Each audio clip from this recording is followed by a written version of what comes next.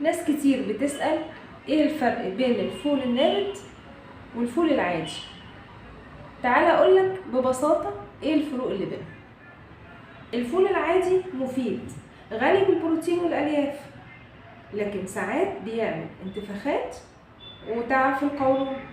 لكن الفول النابت بقى هو ده السر. معاكم إيمان الجندي، استشاري تغذية علاجية، سمنة ونحافة ورياضيين، حوامل ومرضعات، أطفال وبالغين، وبارسن وذوي أمراض مزمنة. لما الفول بينبت الفيتامينز اللي فيه بتزيد، وخصوصا فيتامين سي، والحديد اللي فيه بيكون أسهل في الامتصاص، كمان بيكون أخف على المعدة، والهضم بتاعه بيكون أسهل بكتير. يعني لو عندك أنيميا أو قولون يبقى الفول النابت هو الحل الأمثل. بيكون حاجة مغذية وسهل للهضم. بس خلي بالك الفول النابت ما يتسابش بره التلاجة أكتر من 24 ساعة علشان ما يبقاش فيه تلوث. جربوا وقولوا لي ايه رأيكم، ولو عندكم أي أسئلة اكتبوا لي في الكومنتات وأنا هرد عليكم. ربنا يبارك في صحة الجميع.